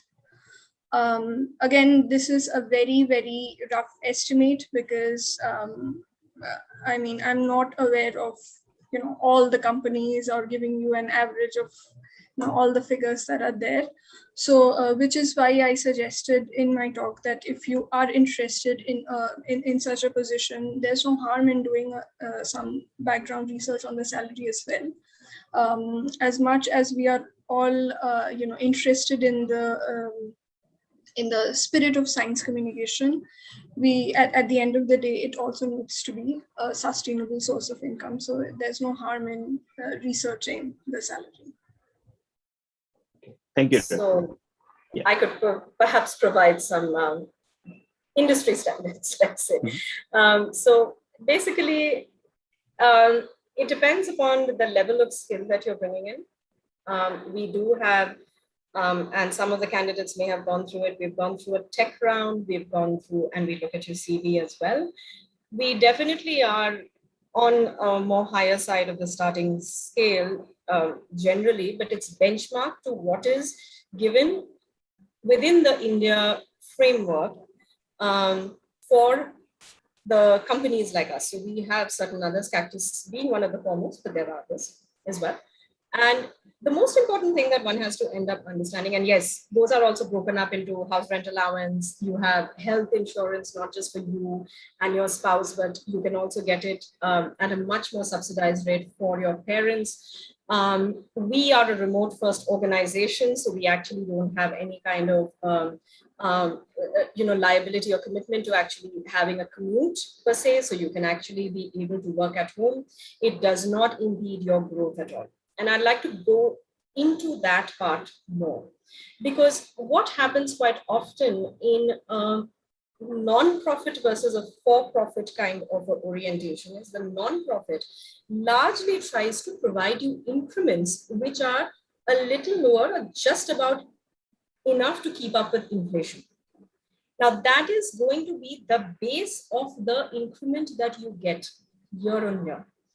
Unless, of course, your performance has been subject to other things. But for the really high performers, it tends to scale a lot, very, very dependent upon the monetary thing. So like, suppose like, I was quite surprised that, I was doing certain things well.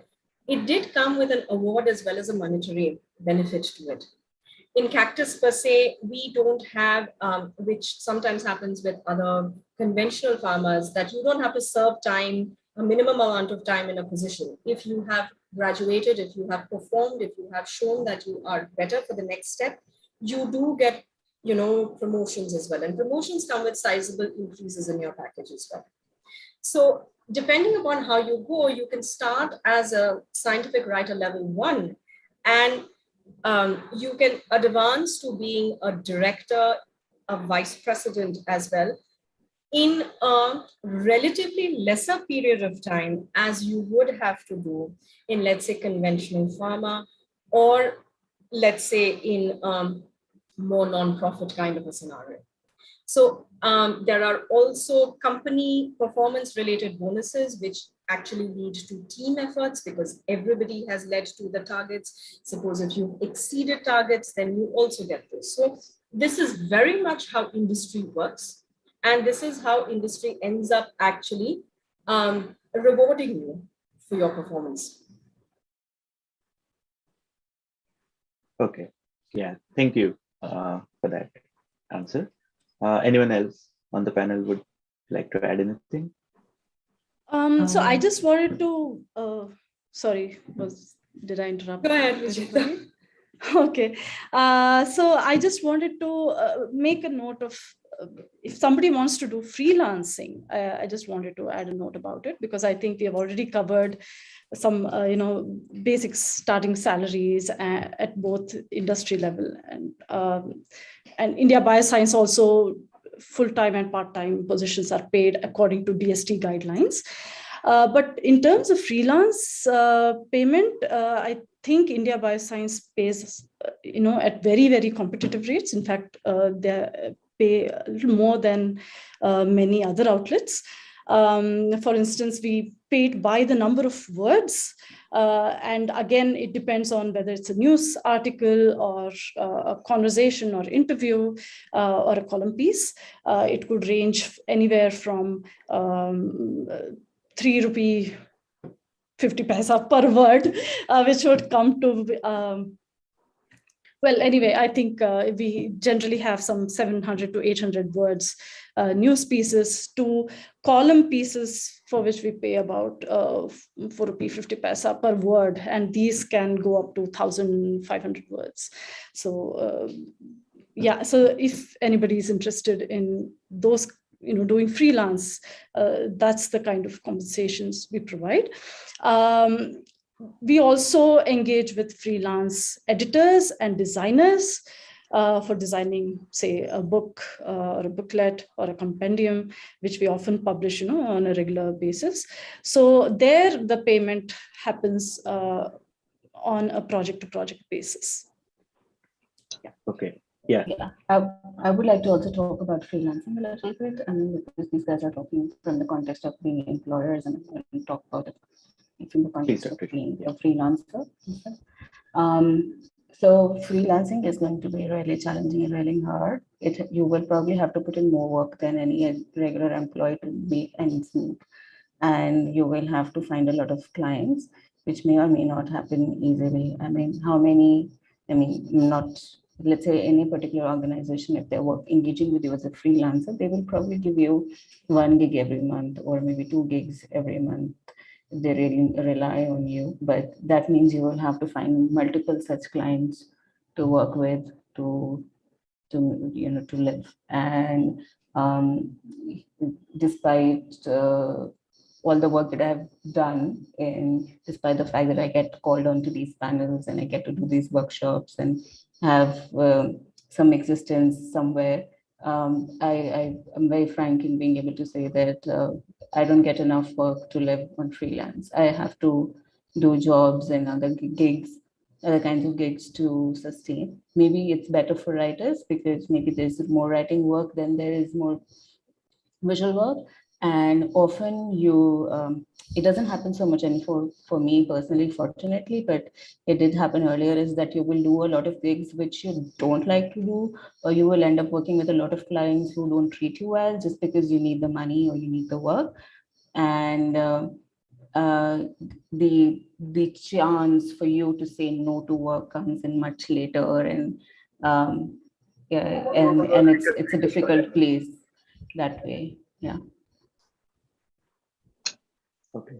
I'm not trying to discourage anyone from freelancing. I freelance and I'm very much want more people to come to this space, because the more people come, then more we will be able to say that, hey, look at us and pay us fairly, give us more work. And so we need a critical mass to build, for that situation to arrive. Like we have a critical mass of writers, I think, but we don't have a critical mass for, say, the people who work with visual media. And once that happens, that's when we'll be able to have our own voice. But I just want to give a reality check and be prepared for challenges if you do dive into it.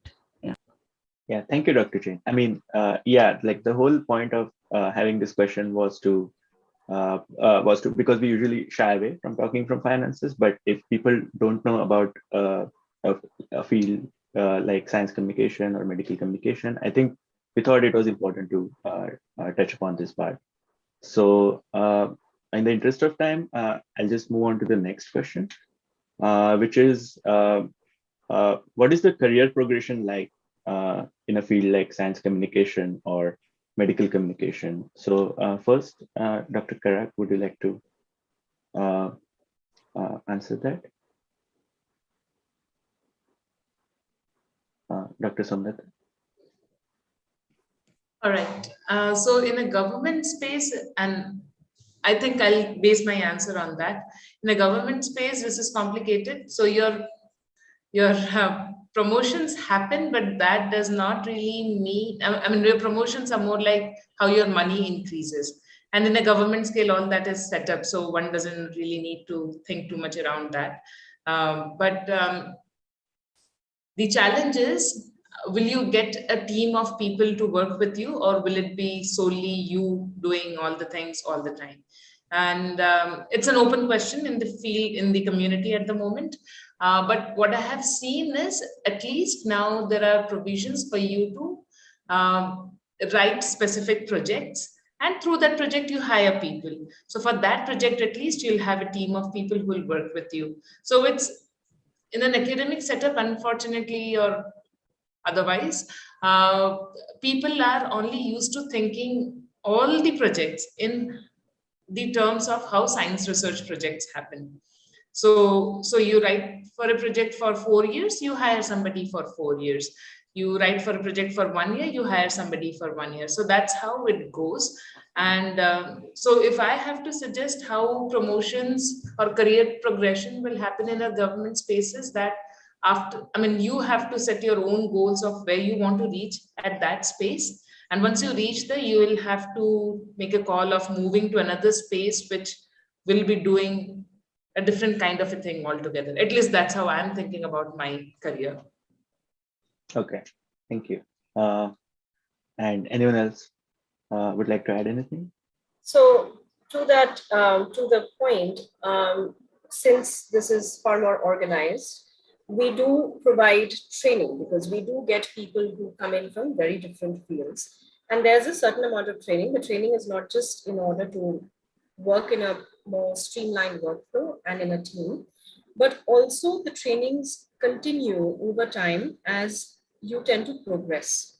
So suppose if you've become from a junior to a mid-level to a senior writer, and then the choice is open to you then, and this does not necessarily have to be in the same organization, but you can shift to different organizations because there are enough numbers abroad, that there are a couple of few in India.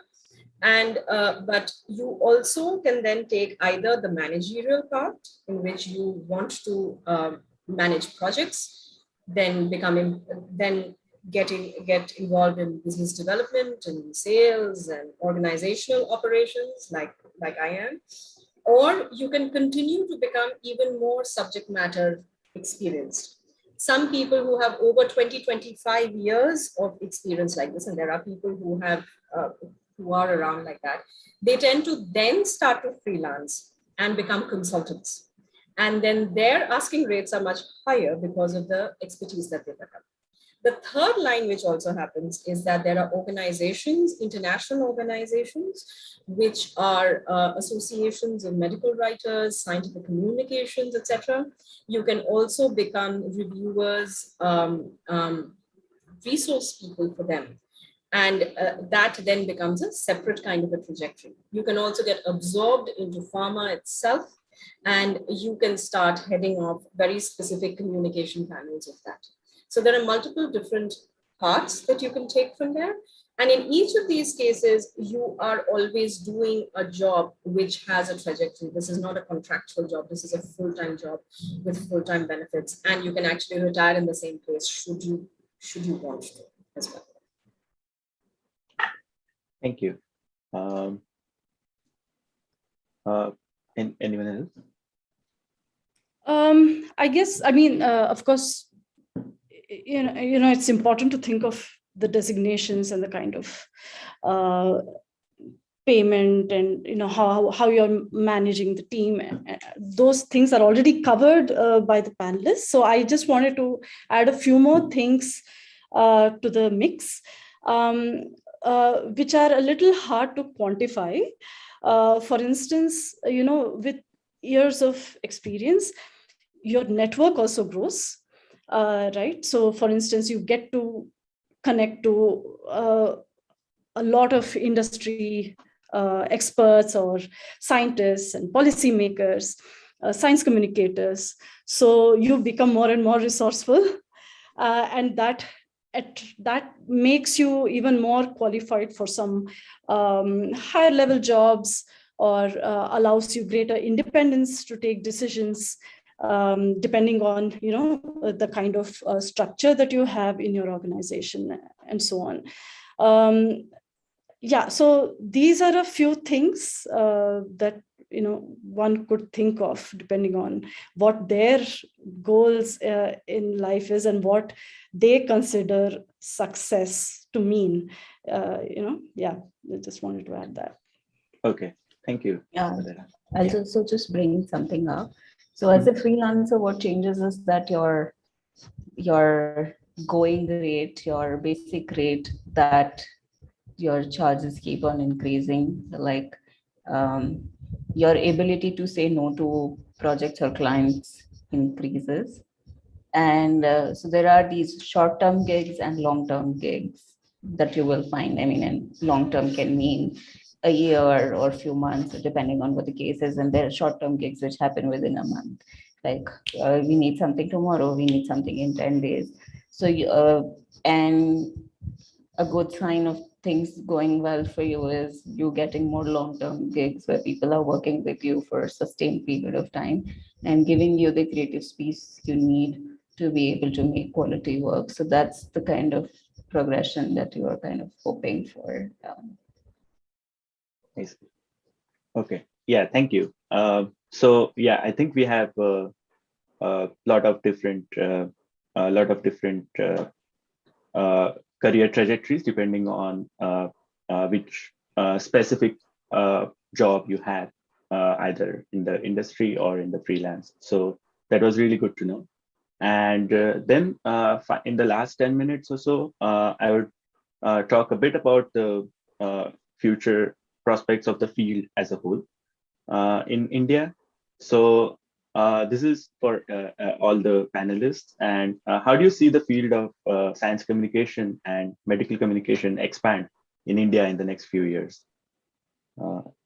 Anyone is welcome to take it up. Let me start. Okay. Go ahead. Yeah, go ahead.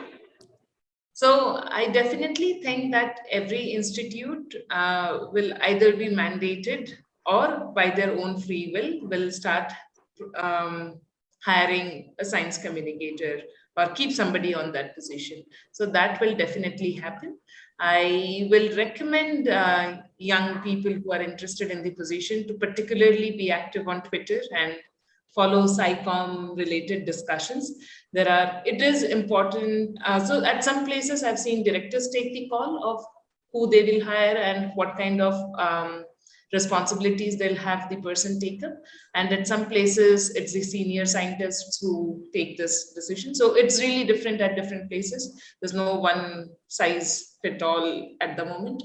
So you will need to build your own network and start talking to people of how each institute is looking at. So, but I definitely think that each institute will sooner or later start having a specialized person.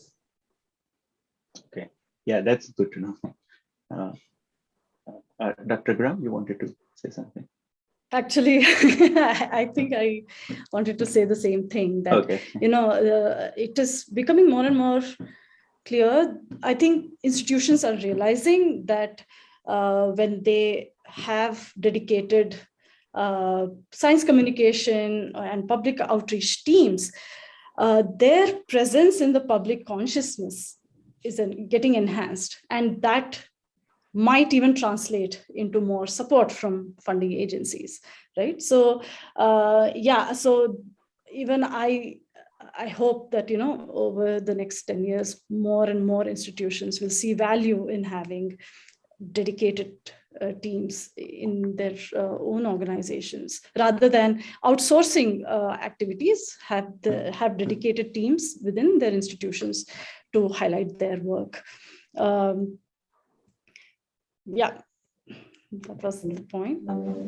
I wanted to, sorry, Ipsa, did you want to go ahead? No, go ahead, it's okay.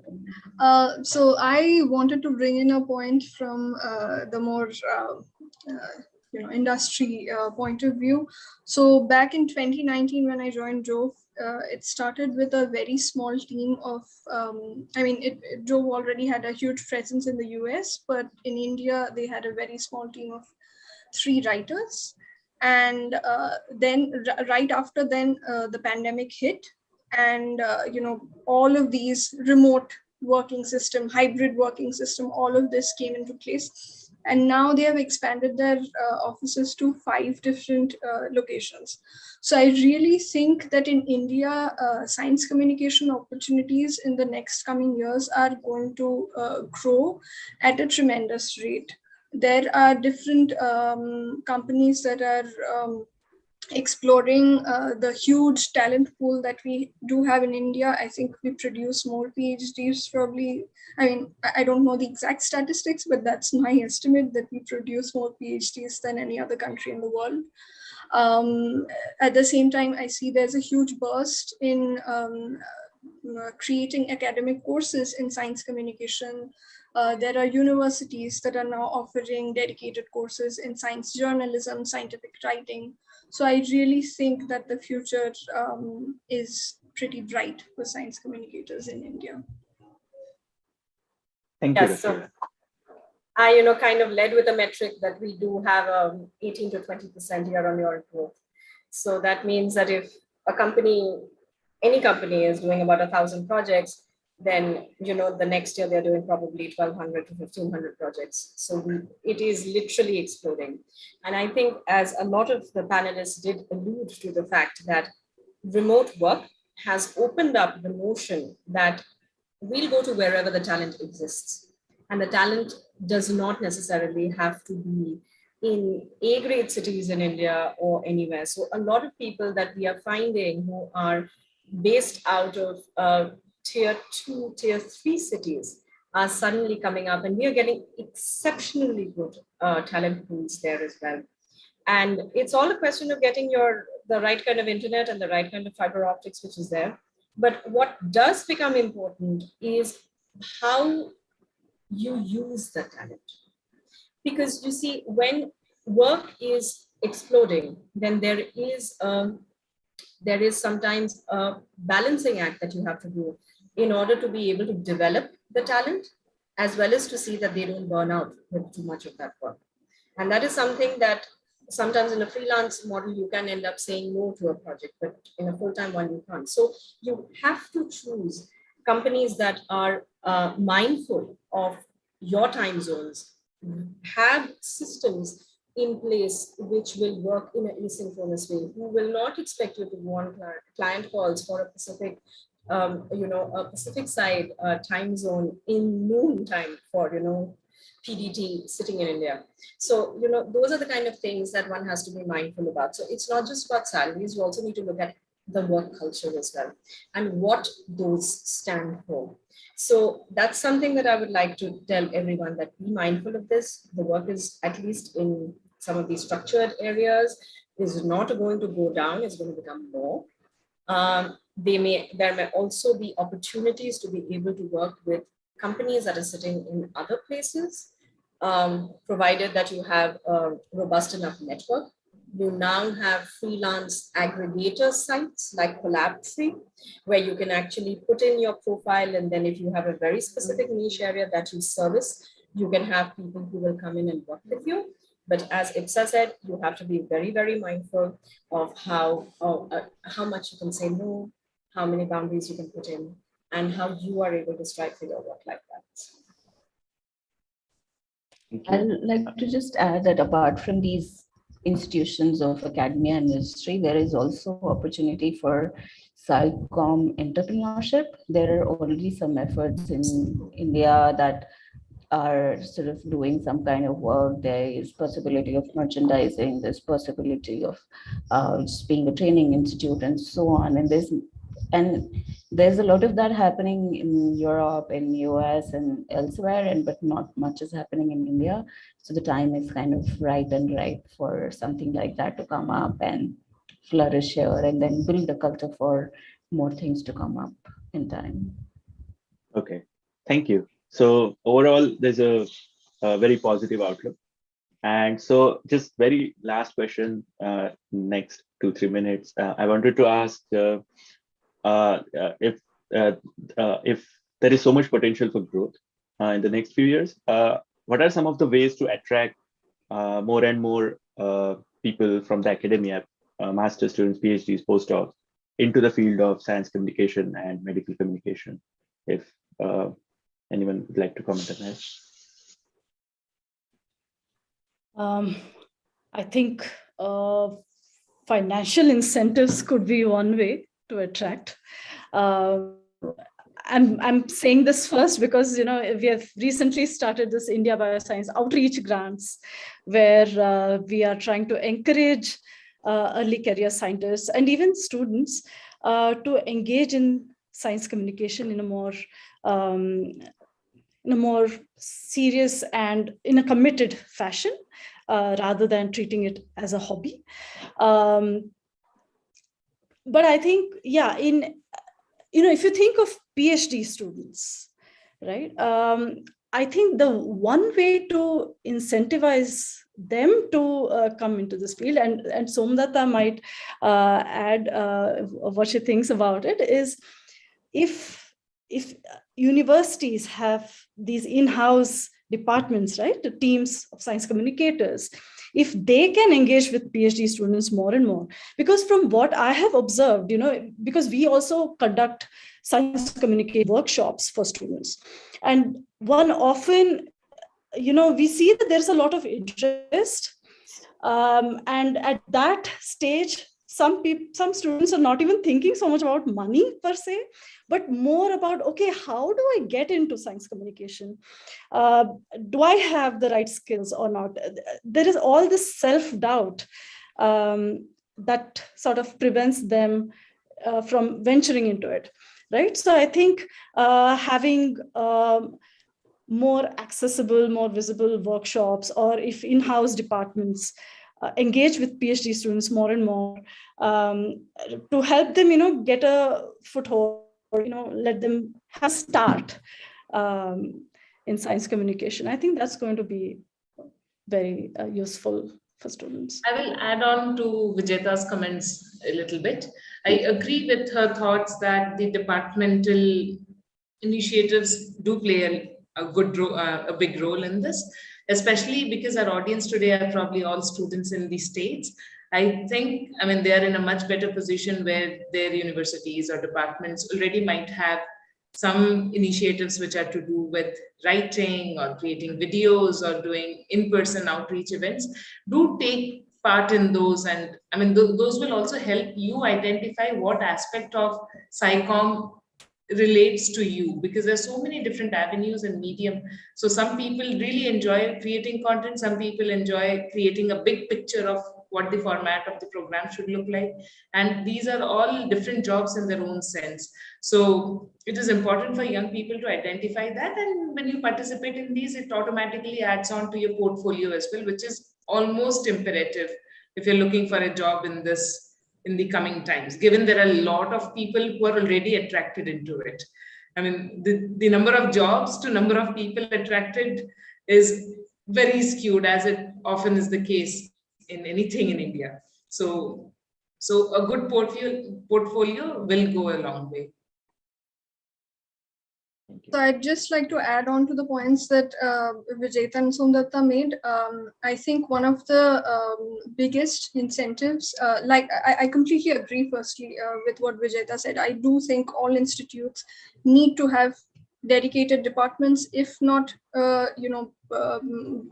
complete solid organizations. At least they could offer some elective or summer courses on science communication. That's not just for people who are interested in pursuing science communication as a career, but also for people who are interested in going in the traditional, faculty position route. Because for most of us, because there has been no sort of formal training in academic writing, there is a big deficit when it comes to, when you're suddenly writing your first manuscript or you're applying for your first grant, because there's no sort of template that you can follow there. You have to have some basic idea of these are the structural components, or this is the best way to organize the content that I have. And that really increases your chances of getting a manuscript accepted at, top tier journal, or even getting your grant funded by a government or a private organization. So there really needs to be more effort that is made in this direction. This is probably more in the hands of the policymakers and science administrators than the rest of us. But I do believe that it's high time that the academic institutes sit up and take notice of science, the vitality of science communication. Thank you. So I'd just like to add a tangential point, and I'll just take a minute to do so. I think one of the biggest reasons of success in Western-based university areas is that they tend to leverage their alumni network much better. One of the biggest things that the Indian networks do not do, and this is spread across a lot of things, is first to update where their alumni are actually going, and second, to actually invite them to give, as is said, more of the non-faculty track perspectives. Sometimes even having an entrepreneur, someone who has set up a startup, to come and talk about it can provide a very different view into the industry. Someone who's in, let's say, IP, law and litigation, because you can do that after doing a PhD. Someone who is now an attorney in a forensic science thing. Each one of these people have probably done that. And I think that is something that should be the onus of student postdoctoral associations to track down the alumni. These days with LinkedIn and all that, it's rather easy to do those things. And then one can actually have them come in. A lot of the people who I know from the UK and all that, who are directors and medical directors in our company, say that the way that I got to know about a lot of all of this is because somebody came back and told us that this exists. Okay, yeah, thank you so much for bringing up that additional point as well.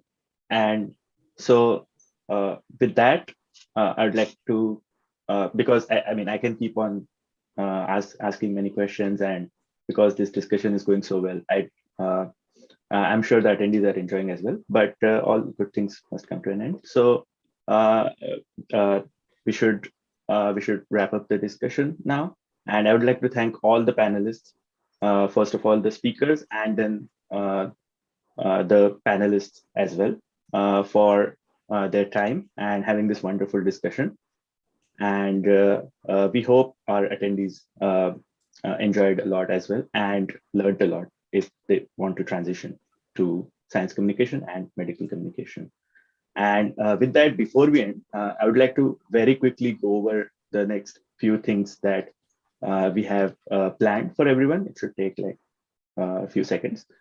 So the next thing we have is Professor L.S. Shashidhara from Ashoka University.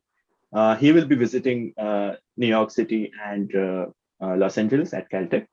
And if you are in the area, you can become part of this one-on-one interaction with him. And you can have an informal in-person coffee chat with him. So please check out the Sci-ROI website to know more about it. The next thing we have is our virtual drive, virtual recruitment drive. And this will be our 4th virtual recruitment drive. And the registrations are going to open in about 3 weeks on May 22nd. So please look out for that. And if you're trying to apply for a job, I would encourage you to take a look at different jobs that are available for offer. And finally, our next webinar is going to be about Sir Ramanujan Fellowship. It's our grant writing webinar. So if you are planning to apply to a re-entry fellowship grant like Ramanujan Fellowship anytime soon, you would really want to check this out to know more about the application process, as well as hear from the successful recipients of the grant. And with that, I would like to thank everyone, and have a good day or good night, wherever you are. Thank you. Thank you for having us. Thank you very much for that. Thank you. Thank you for joining. Thank you. Have a good night. Take care, everyone. Thank you.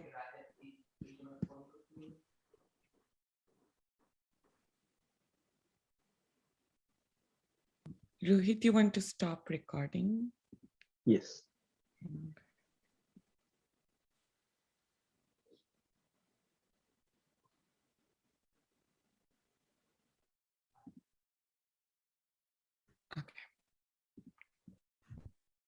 Okay.